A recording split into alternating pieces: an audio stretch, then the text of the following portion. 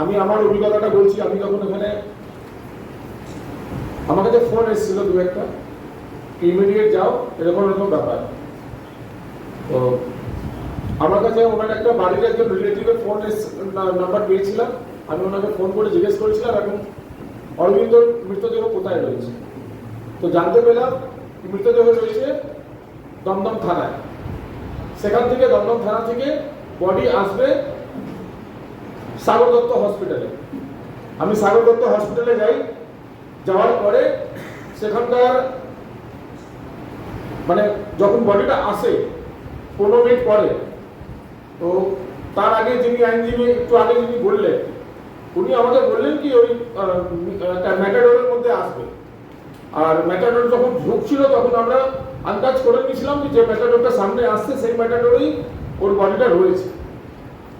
যখন আমাদের সামনে ম্যাটাডোরের বডি আসলো, তারপর দেখলাম নিচে কিছু পাতা নেই, ওপরে কোনো কাপড় দিয়ে ঢাকা নেই, ডালার মধ্যে এরকম ফেলে রেখেছে ড্রাইভার, আর তার পাশে একজন হেল্পার রয়েছে। পুলিশের কোনো লোক নেই। সেটা দেখে আমি থাকতে পারলাম না। আমরা একটা ভিডিও করেছিলাম, সেই ভিডিও আমরা সোশ্যাল মিডিয়ায় দিয়েছিলাম, আর সেখানে প্রতিবাদ করেছিলাম যে এইভাবে গরু ছাগলের মতন এই যে বডি আনা হয়েছে, সেই বডিটা তো লোপাটো করা যেত। সেই বডিটা তো রাস্তায় মানে ওটা জাম্প করে করে আসছে, তার মানে বিভিন্ন মানে বডি তো কাট হতে পারতো, ড্যামেজ হতে পারতো।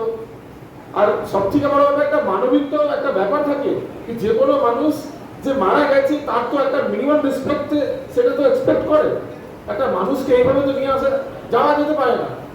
পুলিশ ছিল না, পুলিশের কাগজ সে ড্রাইভার নিয়ে গিয়ে সেখানে দিচ্ছে। তো আমরা সেটাকে নিয়ে আমরা প্রতিবাদ করেছিলাম। তারপর আমরা ছিলাম, আমি খুব ডিটেলসে জানি না, কিন্তু অরবিন্দকে যতদূর দেখেছি, অরবিন্দ যেভাবে রাস্তায় নেমে যেভাবে বিভিন্ন বিষয়গুলো যেটা তুলে ধরতো, আর যে সাহসিকতার সাথে তুলে ধরতো, আর খুব প্রেজেন্স, ওর মানে প্রেজেন্স অফ মাইন্ড এত ভালো ছিল কি ওর কাছে যে কোশ্চেন গুলো ছিল সেই কোশ্চেন গুলো এত অ্যাটাকিং থাকতো কি সামনে যে লোকটা কোশ্চেন ফেস করতো সে মানে সে উত্তর দিতে পারতো না। ও যদি অ্যাগেইনস্টে যদি কোশ্চেন করে তার অ্যান্সার দেওয়ার মানে খুব কম স্পেস থাকতো। তো একটা অ্যাটাকিং একটা রিপোর্টার, খুব ভালো ব্রেভ রিপোর্টার। মানে আমার সাথে তো মুর্শিদাবাদ গেছিল ধুলিয়ানে। আমি যখন ধুলিয়ানে যখন দাঙ্গা হয়েছিল প্রথম আমাদের এনজিও তরফ থেকে আমরা গেছিলাম, তখন অরবিন্দকে আমি নিজের সঙ্গে নিয়ে গেছিলাম। ওরা রিপোর্টারও রয়েছিলেন, যিনি মিডিয়া যিনি ক্যামেরাম্যান ছিলেন উনি ছিলেন। ও আমার সাথে দুদিন ধুলিয়ানে ছিল। আমরা রাতের বেলা ঢুকেছি সেই মানে বিপরীত পরিস্থিতির মধ্যে। অরবিন্দ যেভাবে যে স্টোরিগুলো তুলে এনেছিল দেখিয়েছিল, তো আমি তো আজকে হ্যাটস অফ।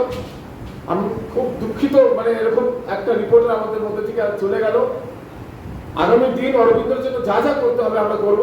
মানব গুহার সাথে যা হয়েছিল তার জন্য আমরা রাস্তায় নেমেছিলাম। কিশোর মুখার্জি যখন ইনজার্ড হয়েছিল পার্ক সার্কাসে, তাকে তুলে নিয়ে গিয়ে হসপিটালে অ্যাডমিট করা থেকে নিয়ে তার পাশে দাঁড়ানো। তারপরে আমরা বেনিয়াপুর থানা ঘেরাও করেছিলাম, ইন্টারি থানা ঘেরাও করেছিলাম, ট্যাংরা থানা ঘেরাও করেছিলাম। আমরা ডিআরএম রেল যে শিয়ালদা ডিআরএম রেলওয়ে তার কাছে গিয়ে আমরা ডেপুটেশন দিয়েছিলাম। বিভিন্নভাবে আমরা প্রোটেস্ট করেছি। আমি একটা কথা দিতে পারি, আমি চাই না কি আমাদের কোনো রিপোর্টার বন্ধুর সাথে কোনোদিন কোনো ঘটনা ঘটুক এরকম হোক, কিন্তু যদি ঘটে তাহলে রাস্তায় সুরজকে দেখতে পারবেন। আমার টিম আমরা সবাই রাস্তায় নেবে, রিপোর্টারদের পাশে আমরা দাঁড়াবো। একটা সহনাগরিক হিসাবে আমরা কলকাতায় থাকি, পশ্চিমবঙ্গে থাকি, একটা মানুষত্ব হিসাবে আমরা থাকবো পাশে। এতটুকু আমি বলতে পারি।